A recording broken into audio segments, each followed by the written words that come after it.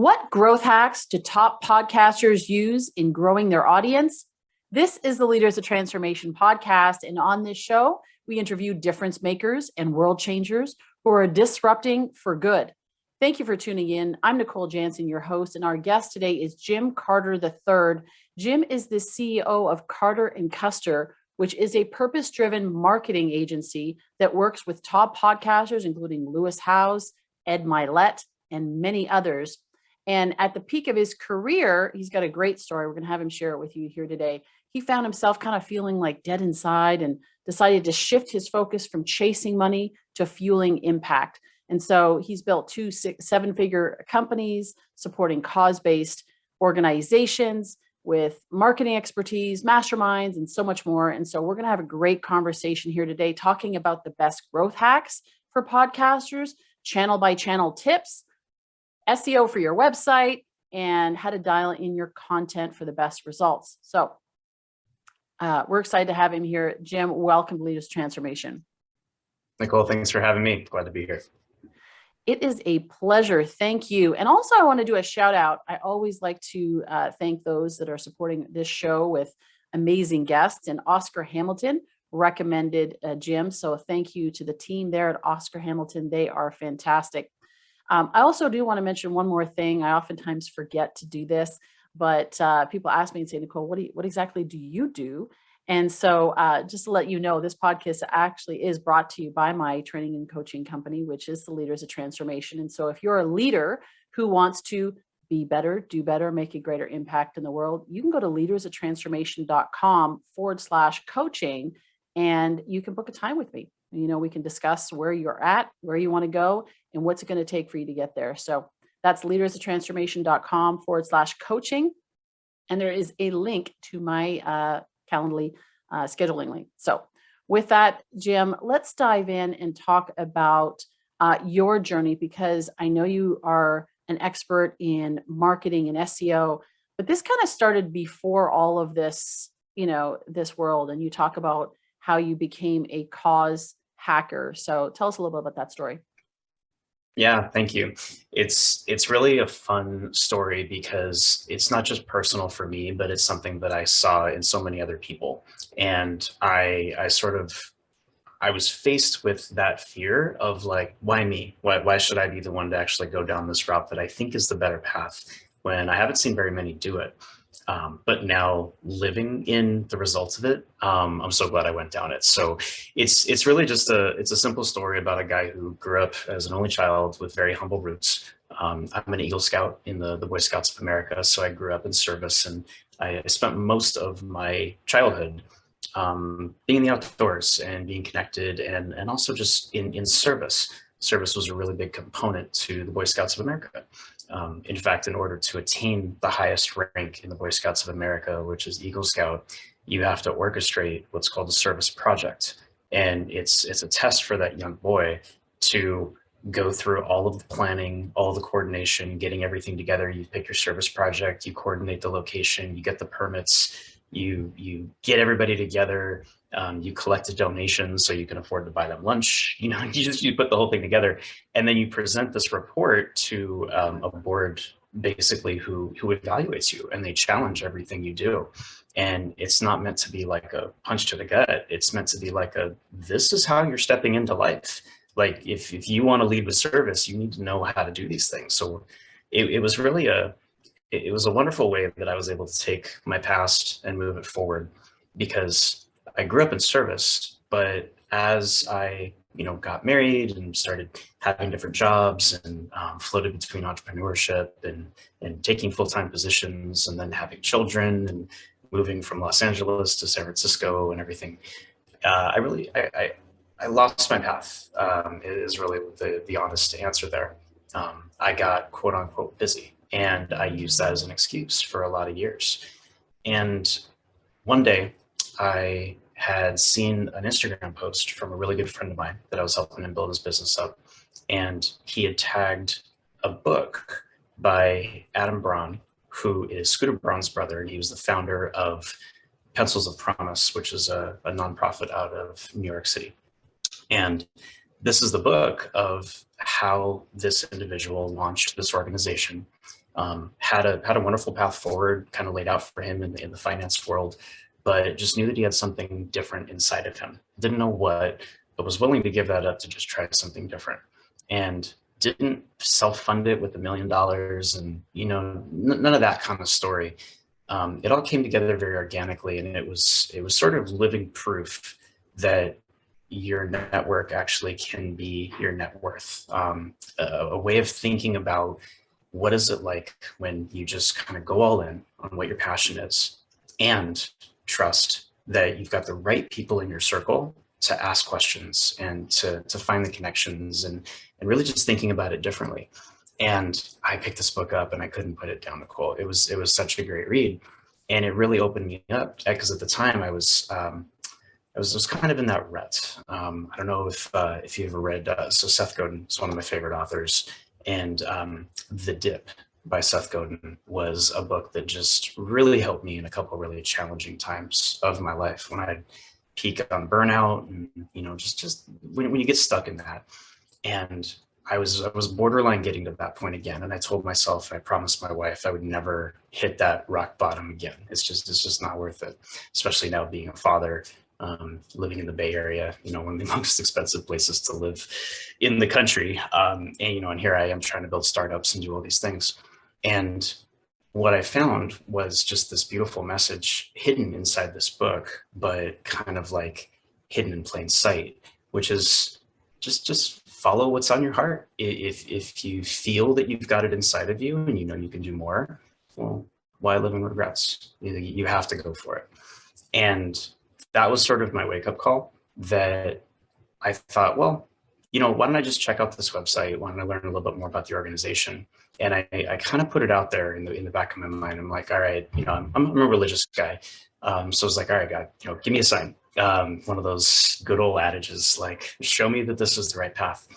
And it didn't dawn on me until later, but this is where the story gets fun. I went to the website.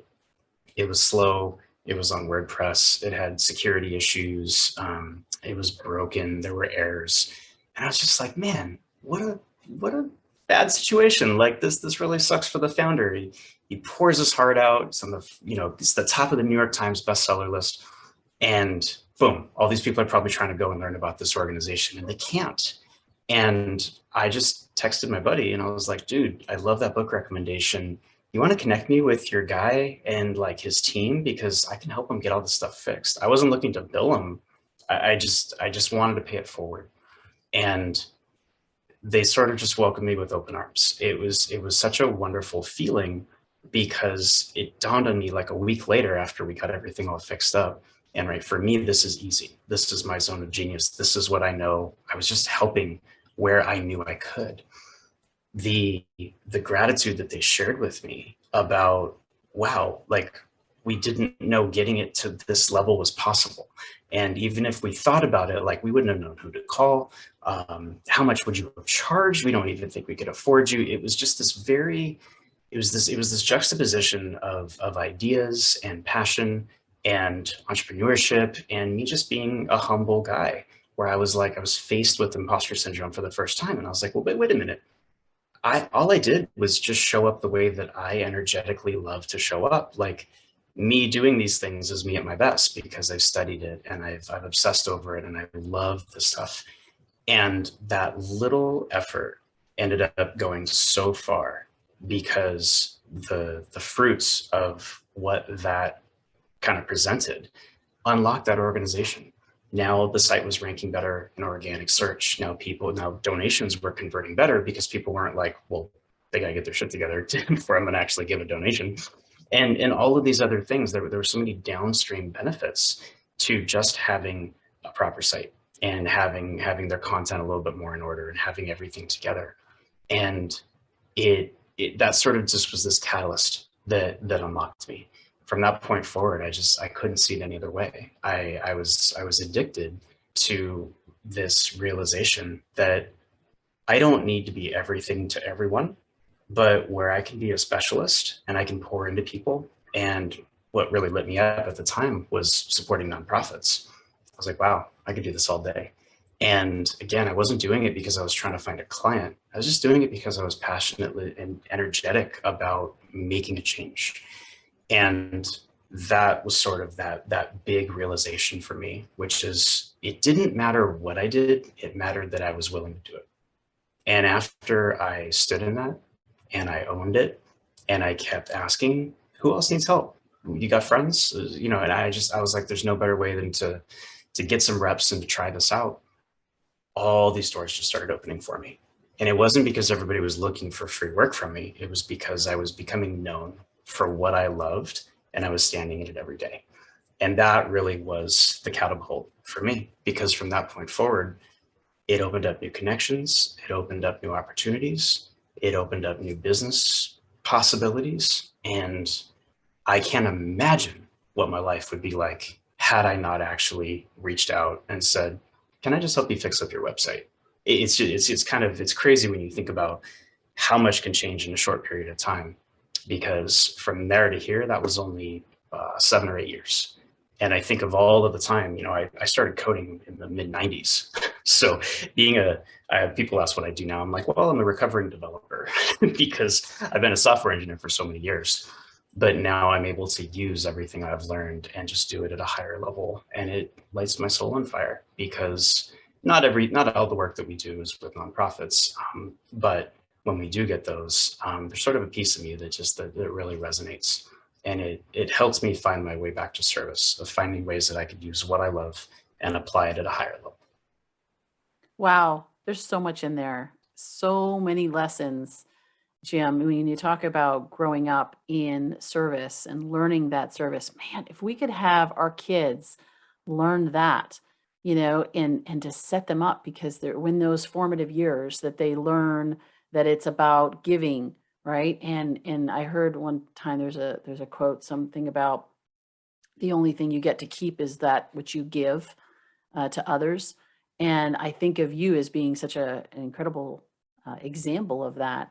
And, so many people nowadays are, trying to make it work, trying to be entrepreneurs and get out there and so forth. And they want to help people, but there's kind of like this conflict between, I really want to help people, I want to do the thing that I love, and I want to make money, or I need to make money because obviously we have a family, we've got, and especially living in California as you and I do, it's expensive here, but there's this balance between it. And how do you find, and I don't know if you know the answer to this, or if you ended up talking to people about this along the way, how do you find that balance that, because some people say, don't just do what you love, because it doesn't guarantee that you're actually going to be successful at it. And yet here you are, you experienced the very thing that you did do what you loved and it did work. But there's something that you did there in terms of connecting it to what the market was looking for, a need and a want. And again, that ties back to this idea of service. So talk a little bit about that. Maybe if you can unpack that a little bit for people. Yeah, of course, Nicole. What you alluded to is honestly my take as well. Like I'm very much an optimist. Anybody who knows me knows that of me. But I'm also an engineer, so I have to be pragmatic, and I'm also a realist. I'm never going to say, well, if I'm a plumber today and I want to become a hand surgeon, that I've got nothing standing in my way to get there. Like those are two totally different life paths, expertise needed. One may not require anything on the wall. The other might need a lot of paper and a lot of alphabet soup after my name, right? So there may be a big road that you have to go down to get there. But if you never start trying it, then how are you ever going to even see it? Like, I don't want to live in future regret. So for me, the way that I see it is the whole work-life balance, everybody has an opinion on that. I'm happy to throw mine into, and it's actually a result from what a good friend of mine, Kyle Depius, kind of got me thinking about, which is think about it less as a balance and think about it more of a rhythm. Because as an entrepreneur, is there balance? Like, can you honestly be a quote unquote busy entrepreneur and tell me that you've got balance? Show me. I would love to see it. I'm not saying you don't, but prove to me that you are fully balanced as a human. Like, I love the entrepreneurial life, but I don't have the privilege of shutting my brain off because it's my path, and I'm not looking for a badge of honor or pity. But you know, my team can take an extended weekend, and I can try to shut my head off. But at the end of the day, it's my business. I care so much about it that I want to be thinking about that. And how do you balance that? You know, I'm a father of two girls. I'm married going on for 15 years. I'd like to have a hobby here and there too, right? So how can you be in balance when you don't have the privilege of shutting your brain off as an entrepreneur is really the way that I like to think about it. So if that's the case, well, what would it be like if it was a rhythm, right? So I won't get into the whole, like, I have a perfect morning routine. I don't. I have young kids. Like this morning, I woke up at like 3:30 just because I was like wide awake. And I was like, okay. So I came out, had some coffee, read a little bit, got a little bit extra work done, took a break. Then I was a father. And then I walked my kids to school, and then I came back and I prepped a little bit more. Now we're having this great conversation. It, it, I don't know how balance works, because how can that be harmonious? However, for me, rhythm works. It's making sure that when I'm on, I'm on. Like, I'm plugged in, I'm energetic right now, I've got my coffee, I'm fired up, I'm not thinking about anything else, and I'm grateful to be here. But when we're done with this conversation, I'm going to take a break, and I'm probably going to text my wife, and I'm going to see how she's doing. And I'm going to go back to just not thinking about business every waking second of every day. And the combination of that, aligned with, why do you want to be on all the time? Why don't you want to shut your brain off?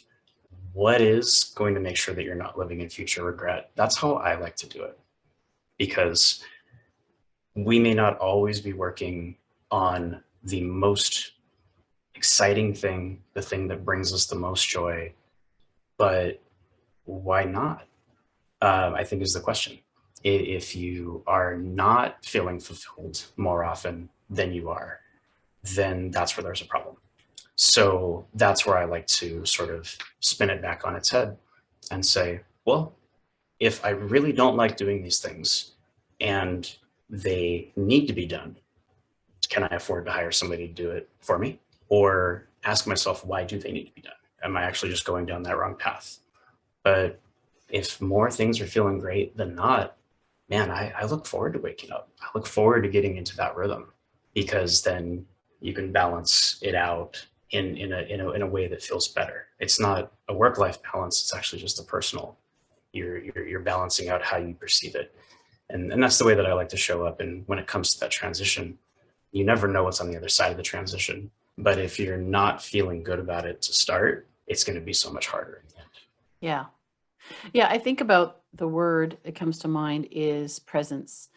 You're you're talking about presence, being present with yourself, how you're feeling, being I love that when you talk about the rhythm. I think about it as that integration, that harmony. Growing up in an entrepreneurial household, now there wasn't any balance in our household. It was an integrated entrepreneurship, I believe, is not a vocation, it's a lifestyle. It's kind of hard not for it to be a lifestyle and a way of being. And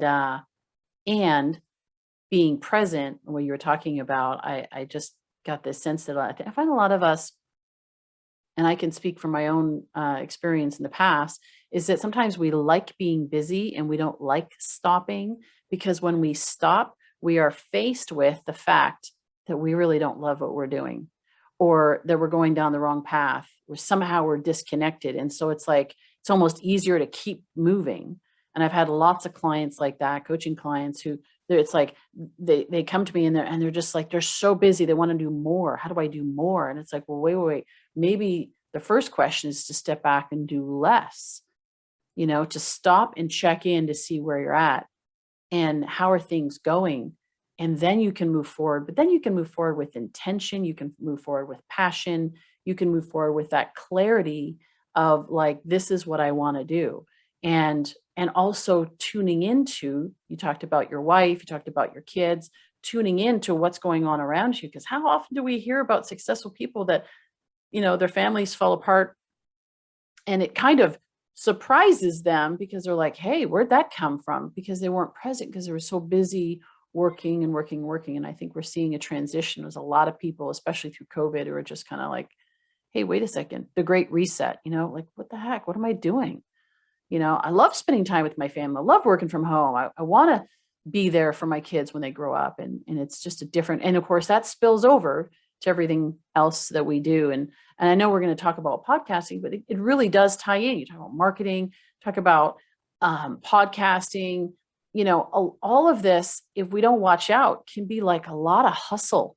It's a lot of hustle. It's a lot of pushing. It's like chasing the numbers with dollars, or whether it's followers, it's chasing, chasing, chasing. And you end up coming from this place of scarcity versus abundance, and then wondering, like, what am I actually doing? So I'm, as one of my mentors would say, I'm lost but making good time. Like I'm going down this route, but I'm not actually going in the right direction, and I'm not even fulfilled, but I'm certainly getting a lot done. So let's talk a little bit about that in this competitive world of marketing and SEO and trying to get our message out. Like you mentioned about Pencils of Promise, and I heard about that organization many years ago, and you're right. Like all these nonprofits, and just even businesses, great ideas, but if you don't have the marketing, if you don't have certain things set up, people can't find them. So it's important. It's absolutely important to have it. And yet, how do you stay impact driven in the process of putting in what you need to put in place? How do you where's the balance? Where's the line? How do you help your clients? Because I know you talk about, working with some of the top podcasters. Obviously, they want to grow their audience. Where's that line where you stay in check? You've talked a little bit about it, but like, I'm thinking practically speaking, how do we make sure that we're staying in balance and staying focused on impact versus how many people actually liked that post and shared it and all of that? How many downloads do we have? Yeah, it's a great question. And it's honestly subjective because everybody has different goals.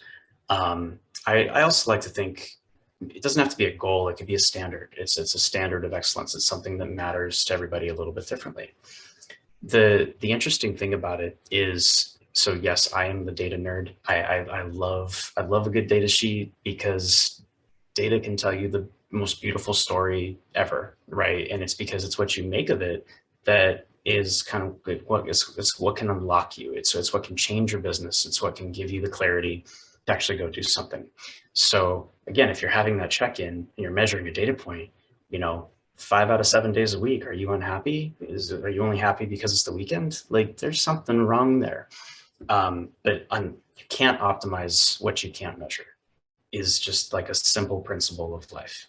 So when you can start measuring it, that means you can do something about it. And whether it's the busy work that turns into something more, or it's the measuring data of what you're doing that gives you the clarity you need to actually set a big vision and call a goal, you have to track it.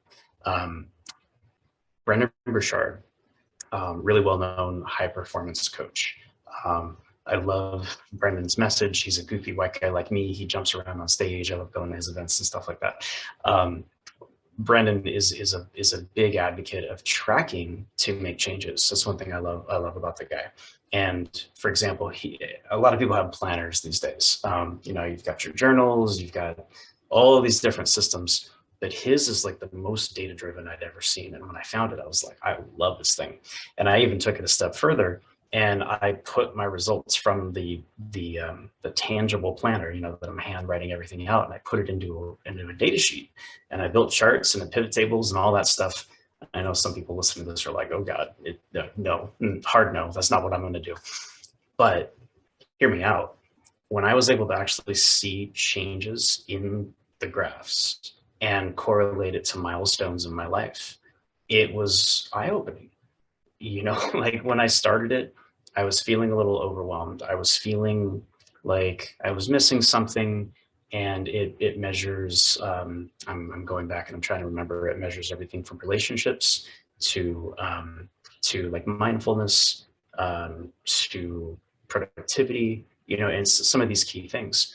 And, if I was having a rough patch, with the family, then I would feel overwhelmed, and the relationships, the family side would be a little bit stressed. And if I came into a really big account, then the business side would be, huge. And it was like, okay, well, let's actually understand what these peaks and valleys mean. Once I was able to make sense of it, I was able to make changes against it. So I like to use that example as a parallel to business, right? So right now, for example, for my business, I'm also the CFO, if you will. I have a fractional team, but like I just can't afford the multi six-figure salary for like a full-time CFO yet. I'm not going to lie. I'm conserving that cash so we can reinvest it and we can grow.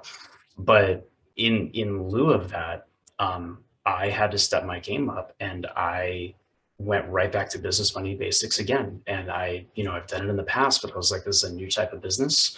These are new challenges. I have different profit margins I have to hit. I have to think about my balance sheet differently. And I had to ask a lot of questions. And for me, my new goals were based off of what teams that I hired told me this is what your target should be. So I'm a big fan of being energetic and passionate enough about something that you're willing to go back to being a student of life and just measure the data and figure out if it's actually bringing you joy. Like finances don't always bring me joy. It's not the first thing I would pick. But Nicole, let me tell you, when I start to see my numbers turn around and I started to see more profitability and I started to see things optimizing and I saw costs going down and I realized that was part of that, a piece of me is like, yeah, I got this, right? So it can be these little changes. And that's why it's going to be different for everybody. Your business is fundamentally different than my business, than somebody else who's listening right now. And that's okay.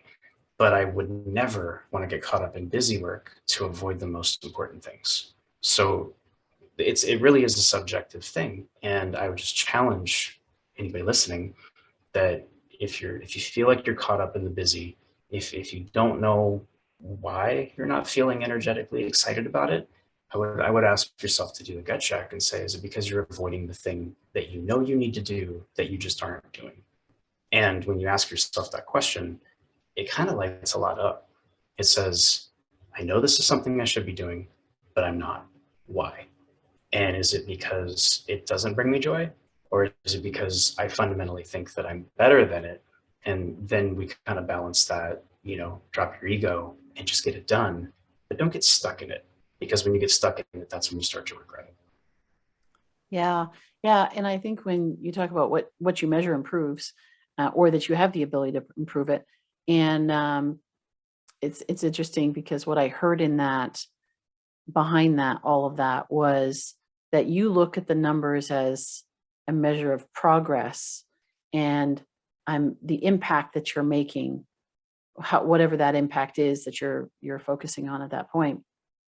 And when we focus on the impact, if we focus on the reward versus the work, or it's coming from an abundance standpoint versus scarcity standpoint of like, wow, how do I know that I'm making an impact? How do I know that, I'm making improvements moving forward versus staying static or moving backwards, is by measuring it. And so then you look at the data differently because you're looking through it through the lens of impact, and whatever that number is that you're looking to impact and what that actually ultimately allows you to do, right? Margins and all of this stuff. What does it allow you to do? Help more people, have a greater impact for your business, for your family, for your, team, knowing when you can hire that next person, all of those things. So that's really, really good. So I want to shift gears because we started off talking about how to grow your podcast. And I know some people are going, okay, that's great. How do I do it? My goodness, I need to know the details. What do I track? What do I focus on? And I want to do a shout out because I sent some questions to some friends of mine, Jason Everett, Nick Pereira, and Diane Halfman. Jason has a show called Beautiful Minds. We'll shout out for each of their shows. Diane's show is called Live Your Spa Life, and Nick's is the Nick Pereira show. And I asked them, and I said, okay, so you got amazing shows. And I've been guest on theirs. They've been guest on mine in many cases. I don't think Diane's been on my show yet, but she needs to get on my show soon. And so I asked them and I said, okay, so like, what are the things that you're asking yourself in terms of like, how do I grow my podcast? If you had the opportunity to ask the person who works with Ed Milet and Lewis Howes how to do it, what would you say? And so these are some of the questions that I got from them, and some of the questions, of course, I wove in for myself, because there's an ulterior motive here. Is I'd like to know how to grow my show too and make a greater impact in the world as well.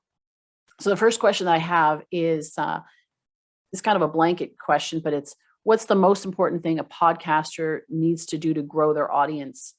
Like, what's the first thing that they need to focus on? Right now in 2022, it's having a video component to your show. Okay. Hands down. We're recording this on video, and because of that, we can do so much more with it.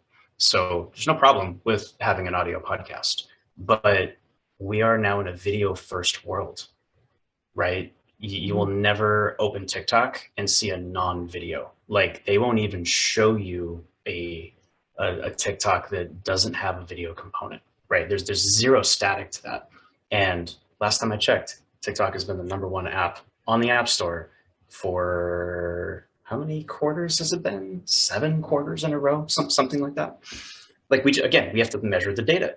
If the data is telling us that the world is going in this direction, we have to pay attention to it. So now, in a video first world, whether it's short form in TikTok or in Reels or Instagram, kind of mid form there, if it's posting something to catch your eye on Twitter, or if it's more long form, this goes to YouTube. Somebody can sit there and watch it and consume on their own time.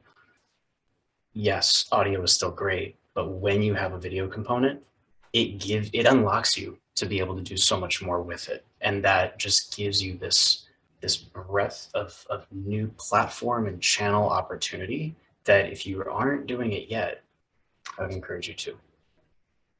So you talk about TikTok and some of the other channels and short, mid, and long form. So what's the best way to use that? So we have, let's say, okay, so we're doing this video, right? And so then we're done with this video. What do you suggest in terms of like taking clips, putting it here on Facebook? One of the questions I had was, is it better to do like a video clip and lead them to the long form video? Or is it better to have it right out there on Facebook? And I know we're getting the nitty gritty here, but these are some of the questions, right? It's like, do I put the full version on Facebook, or do I want to lead them to YouTube? How do I, okay, so I've got this video, now what? So the short answer is, ask yourself how you would want to consume that content and do it exactly like that. And again, it's a little bit subjective to the channel. So Joe Rogan has a type of audience. Maybe we'll leave it there. And they like to consume his content in certain ways. He has these marathon long episodes, and where he goes deep and they're long conversations. So short form really doesn't make a lot of sense, but he's got clickbait like no other when he gets his guests. Versus if we think about maybe this show, and I'm not comparing you to Joe, I'm just looking at a difference in the theme and everything here. It would be effortless to be able to take this whole video, find these key, for example, you're asking me a series of questions. You can go through, you can earmark these questions. Here's the question, here's an answer. And a podcaster who sees that will get their answer just like that, versus a podcaster who is busy recording content doesn't have time to listen to 2-hour long, Joe kind of ripping and riffing and things like that. So I want you to kind of think about your content, your channel, and I want to think about where you would consume your own content and channel, because you're talking to yourself in other people.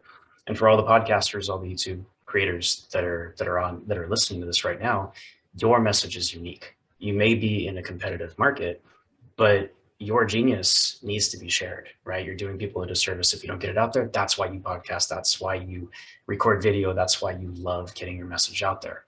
So if your content deserves to be listened to or watched in full, then absolutely put it out there, but don't expect to get the same impact that somebody would get watching an hour and a half on YouTube in a 30-second, 90-second, or now, couple minute clip on TikTok. It just won't work. So if you're covering really technical things, you could still hint at it. And well, that's kind of the answer there is it's like, well, if you're curious, maybe you can go watch the whole thing over there. But if we could just give a little bit away, we're still doing a better service than a disservice by putting it out there and trying different channels and seeing what sticks. Thank you for that. Actually, that also, because when people think about even number of views, right? I may not get the number of views on a 40-minute or an hour-long podcast, unless I'm Joe Rogan, versus something that's 30 seconds and then it's just repeating. TikTok. I'm not actually very familiar with TikTok yet, and understanding how to use that in the audience that really spends time on TikTok. I do know that people put a lot of TikTok on Facebook, right? And so you see them other places or Instagram and all of that. They reshare them there. So how's the best way to use TikTok in that? Like we talked about, really, because they're really short clips, and even using that as a promotion for the rest of the show. Yeah. Each channel is different by design, and we have a different way that we consume content based off of different channels. So let's erase TikTok from the conversation for a quick minute, and let's just think about a couple of the common ones. Think about Facebook. When you're on Facebook, what are you doing? You're on your phone, you're curious, you're open to things, and you understand that you're going to get things that are promoted to you by way of other people sharing them, because that's the way Facebook's algorithm is fundamentally different than anything else. Recent study came out. Facebook released a new transparency report actually just last week, and it showed that 80% or more of content consumed in the main feed as of 2022 came by way of shares. So it's still promoting, it's still highly promoting content that is shareable. So there's one thing, and we'll set that right there and move on to the next. Take Instagram. With Instagram, it's more about quick hits. You want to see what people are doing. You want to have some fun engagement. Instagram is like the new global messenger aside from WhatsApp. You can connect with anybody and have a quick chat with them. You can follow along with stories. People really just don't use Facebook stories that much. And with Instagram, they're getting into Reels. I digress. They've had Reels for quite a long time, but people are way more adapted to Reels now, which is kind of a combination of just your highlight reel, not to be confused with Reels, but like your highlighted photos, putting the best up, but also mixing in short to starting to get into mid-form content. And people are still learning a lot on Instagram. It's where you fall in love with the brand. It's where you get to know that person or the message. We'll set that on the shelf as well. Let's move over to LinkedIn. Now, the first two, Facebook and Instagram, what are you on? You're on your phone, right? Like, yes, they have web components, but let's be honest, you're on your phone. How often do you go on LinkedIn on your phone compared to when you're on your desktop? You're typically on LinkedIn more on your desktop. Why? Because it's a professional setting. You go there because you want to see what connections you have. You want to see what people are up to. You want to celebrate their new wins. You want to understand what they're promoting, what they're investing in, what they're professionally energetic about. So now if we think of those three dynamics, we've got one professional setting where you want to consume and you want to be almost sold on something, and you're on your desktop. And then you've got another, which is, you're curious and you want to see what other people care about. You actually don't want to do your own discovery. So we've got LinkedIn, then we got Facebook, and Instagram is kind of a mix of the two. And you want to learn, but you want to be connected to that brand. And if you're so inspired, you're going to go a step further. You're probably going to message. All of those are drastically different. And we haven't even talked about YouTube. We haven't talked about Twitter. We haven't talked about TikTok. So you start to see where this is coming together is if you just take this YouTube video and you put it on LinkedIn, okay, that might do a little bit better, but it's not going to cut it for Facebook because that's just not what people want on Facebook. And I welcome a healthy challenge. Somebody can feel free to tell me, nope, that's exactly what I do and it works great. I love learning. So if that is working for you, I would love to learn from you. But I'm talking in the majority here. In most cases, if you don't want to consume content that way, why would the person who's actually going to be following you want to? Does that make sense? So What I like to do is I like to promote thinking about having one awesome source piece of content like this whole recording, and then finding the right utility for it on the right channel. because I don't need somebody to watch a 10-second clip on TikTok and then convince them to go over to YouTube and watch the whole thing. People are smart. They're going to figure it out. You don't have to tell somebody, go watch the whole thing on YouTube anymore, unless that is literally the only place that they can find it and you're brand new. But there's a really great example. There's a photographer that is blowing up on TikTok. And he walks around the LA area, Santa Monica, Venice, finds random people, just offers to do photo shoots for them. And he has somebody recording B-roll next to him. And he goes up, he shows them the camera. Hey, I'm this photographer. People are starting to know this guy. They're like, oh, it's you. Yeah, I want my photos. And he'll make a quick TikTok and then he'll put it on Instagram for Reels. And he'll say, the results are in my follow-up video, right? Really smart play. Start with something. People are like, oh, they're so connected and they want to see what it turns into. And then he's like, well, I'm not going to show you yet. You're like, go to my profile and people are going to naturally subscribe. And now the guy's got millions of followers. But you can use simple techniques like that and still be in integrity, but be like, this is what I do and I'm really good at it. But that kind of stuff just won't fly on YouTube. You don't want to go on YouTube and see quick cuts and all that stuff and then go to the next one. You're like, no, I'm on YouTube. I'm here for the whole thing. Give it to me. I want the long form video. So when we start to think about that, and I don't know how that strategy would even work on LinkedIn, to be honest. It's the wrong audience. It's the wrong concept. So it's really important. You start with video. You get really clear on what it is that you want to get out there, and you find the right utility for the right channel, and don't feel like you have to guide everybody to one flow, because people are going to consume on their own time. Yeah. That's good stuff. As this is definitely one of those ones that we're going to need to put out there in many different forms, because obviously we're talking about it. But even just to go back and re-listen to this, there's just so many nuggets in here. This is good. So a couple more things. So let's talk about SEO for YouTube and LinkedIn. What are some SEO tips? Ooh, this could be a whole separate episode. SEO is a big topic. And give us a little taste and then you can send us we're gonna later. get right into it. SEO is the big topic, and it's big because it's all based off of algorithms that we have no insight into, right? When we hear SEO, some of our, your palms get sweaty and you're like, oh God, no, I don't want to touch this, but I love it. I've been in growth and SEO now for over a decade, and I love the challenges. The first thing we tend to think about when you hear SEO is Google, but SEO is a broad term that is popularized by Google, but it simply means search engine optimization. So really quickly, SEO could mean making sure that on Instagram, if, for example, Nicole, if your Instagram handle is at Nicole Jansen and your name is Nicole Jansen, that's not necessarily SEO optimized, because somebody can search and find you in both places. Why wouldn't you want to have Nicole Jansen as your username, but have Leaders of Transformation podcast host as the top? So now they can find leadership. Now they can find podcasts. Now they can find, you see where I'm going with that. So I want to use a simple example to explain a really broad topic, which is you have to start with quality content. If you can't find what you're looking for, and that's the essence of SEO, you can optimize all you want, but if there's no content there, it's not worth going for. So sort of bridging this question, thinking about it with the mind of Google. Remember, Google is the #1 search engine in the world, and they just happen to own YouTube, which is the #2 search engine in the world, right? So if we're thinking about how to optimize, we have to feed the Google beast what they want. And with that context, to get to your question, because that's really important context that we understand, it's just about doing what we believe makes the most sense with the tools that we're given.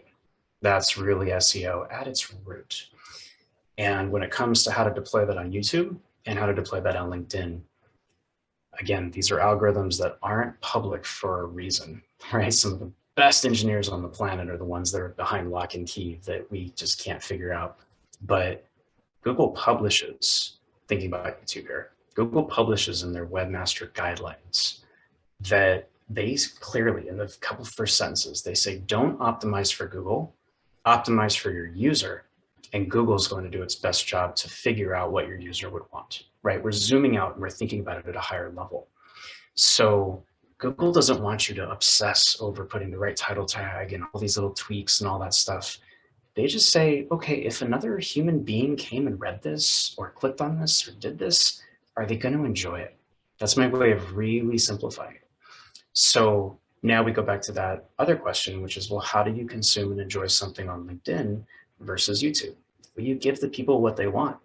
So if you're on YouTube, you want to be told that this is the answer to your question. You want to feel like you're going to learn something. You want to come away feeling like it was worth all that time. You know, think of the typical search you put into YouTube and you see the screens and it's like the #1 destination resort that you've been looking for. It's the, you know, the 8 travel hacks that you didn't know existed. I'm just making stuff up, but you know, it comes with a beautiful poster image and they've got 30 million views and life is good, right? But you walk away from those and you're like, yeah, I actually learned something. It was worth my time to invest in it. But with LinkedIn, it's different. Again, it's more of you're in a professional setting. You're thinking about it in a different vibe. So it's more about being sold on something. It's more about understanding the community behind it and the why, I believe. So that's really important to understand the intention. And then once you feel really good about the intention, then you can optimize, right? There's some prep work that really goes into SEO to make sure you're doing it to a way that feels good to you. So on YouTube, really, it's so drastically different than Google search. And I'll be really transparent. I have not spent most of my SEO time working YouTube, but the things that I do know are title and poster image are everything. And they are worth updating and testing, and trying again, and changing background colors. And it's all about just getting somebody's attention so you can see if you can introduce them into what you're talking about. So title and poster image are everything when it comes to YouTube to really kind of to break that up. And then on LinkedIn, I was reading an article actually just last week that talked about the importance of LinkedIn tags and that LinkedIn tags are still really, really kicking. So I do believe that the current best case that you can do with LinkedIn is to still utilize tags and to get that K factor with people sharing it. So making a shareable piece of content, very similar to Facebook. Those would be my 2 top strategies for how to start to optimize your video content when it comes to those 2 platforms. Awesome. Thank you. One last thing, there's so much, of course, and then we're going to also give our listeners and our viewers your information so they can go and find out more about you and additional information that you have out there on this. You mentioned about the poster on YouTube. So what's the formula for that? Like, you know, and you look at like some are just, so good. There is none because it evolves. As we change perspective, as we change attention spans, as we change the way that we want to consume, it's all related to your business as well. I recently so you change them, like you mentioned about changing them up. Yeah, even. Yeah, okay. Yeah, it's really helpful to change them up. So again, I would want you to think about how you would want to be sold on an image. It really comes back to that. So for example, recently started going back to the gym after a unmentionable pause. And I found a love of cycling. I got a free year of the Peloton app through my health provider. And I was like, oh, this is fun. So now I go back. But before that, I was keeping it simple. I just went on YouTube and I was searching cycling classes. And, you know, just think about that. Like, there's a lot of free cycling classes out there. What am I looking for? Well, I'm looking for like somebody sweating, somebody kind of having fun. I want to see what kind of music is in there, right? Again, this is the difference between like, here's how to cycle 101 for beginners and 90s hip hop, you know, cycling mega mix for 30 minutes, which is like my jam. So which one did I pick? I didn't want the boring one. I wanted the one that I was going to enjoy. So that is nothing to do with the business, but for that YouTube creator, that's their business. You know, so if we think about how we want to consume, that gives us permission to try it. And you don't have to have like the neon blue background with like the super smiley face and be the most beautiful face with all the filters and all that stuff. If you've got what somebody wants, they're going to watch it. YouTube's going to recommend it more. And then that's just, that cycle is going to go. So thinking about it as, I don't know what the magic is. And even if I did, they're going to change it, because Google's edge is staying on the edge of competitiveness, right? Their whole business model relies on them providing the best answer to your question, period. So the minute that you stop trusting their search results, you're gone. And that's why they're going to keep evolving, because as we keep changing our search behavior and the heuristics of what goes into our searches, they're going to iterate because they have to stay ahead of the curve.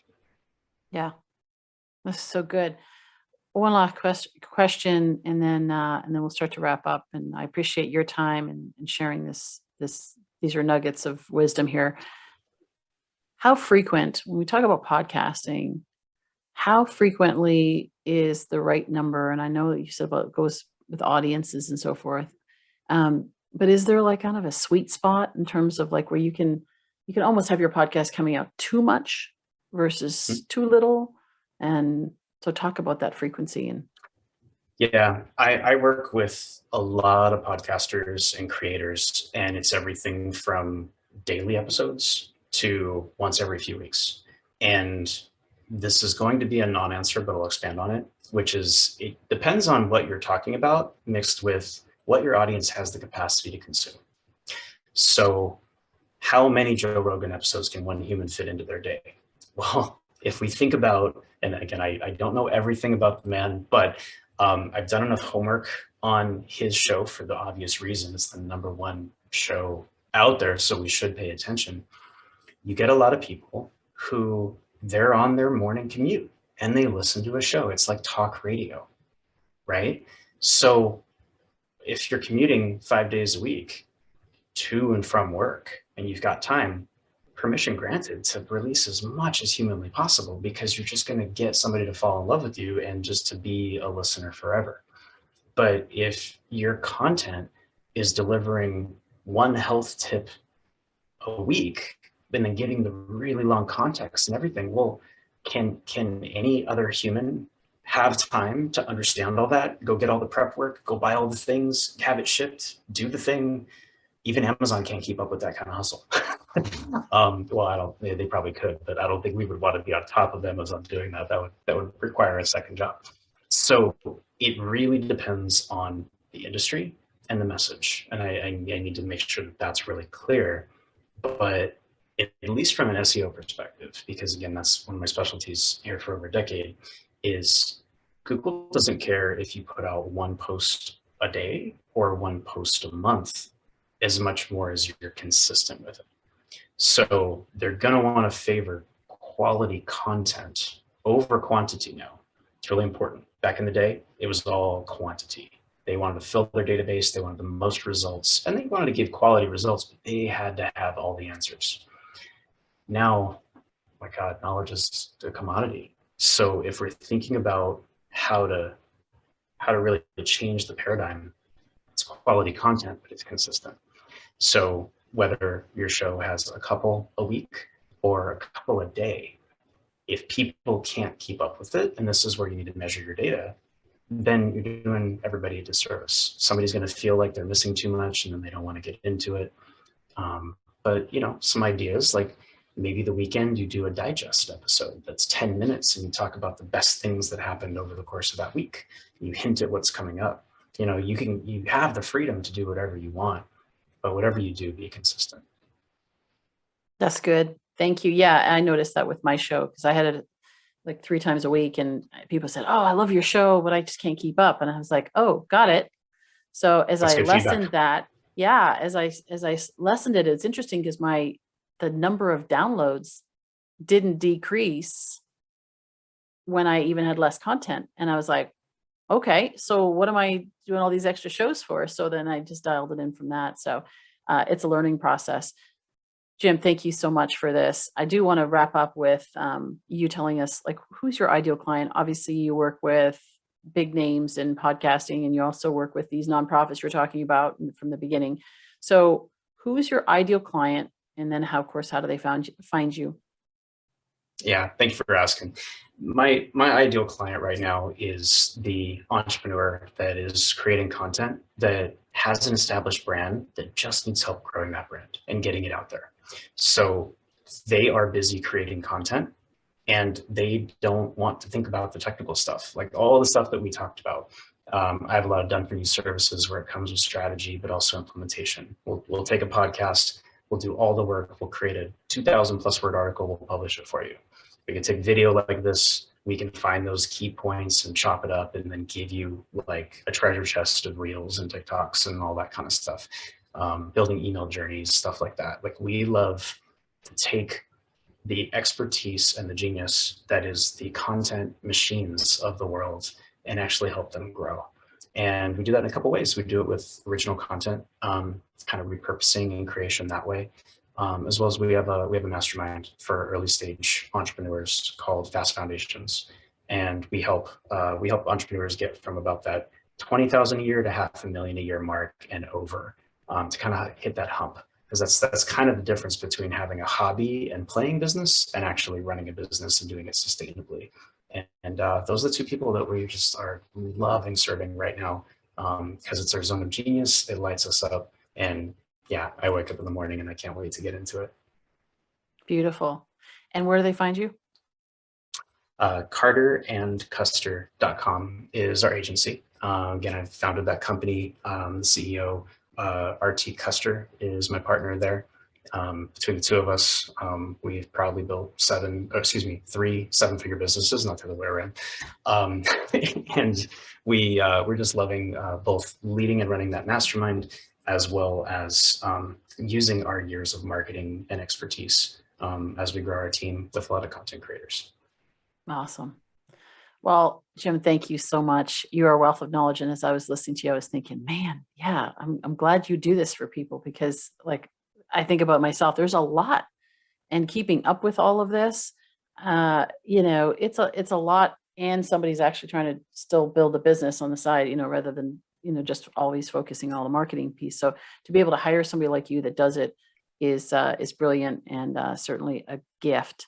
So, I would encourage our listeners to go to CarterandCuster.com. We'll make sure, of course, this is in the show notes as well, and make sure all the social links are in there as well, that you can reach out to Jim and his team if you're interested in learning more. And there's also, of course, a wealth of information that they share. Leaders of transformation take action. So all of this is wonderful, but unless you do something with it, it just doesn't mean anything. So go out there, take some action, even just some of the tips. Maybe it's looking at your YouTube channel. I tell you, this is what I'm going to be doing. I'm going to look at my YouTube channel. I'm going to be looking at LinkedIn. I'm going to be looking at all the ways that I use this content to be able to get it out there to a wider audience and make a greater impact. And so I encourage you to do the same. And even if you take one nugget, one tip, and start applying that, I know that you're going to see a difference. And then come back and do another tip, and then another tip, another tip. That's how change happens. So I encourage you that. We'd love to hear your stories. Of course, you can find us on social. You can go to leaderstransformation.com and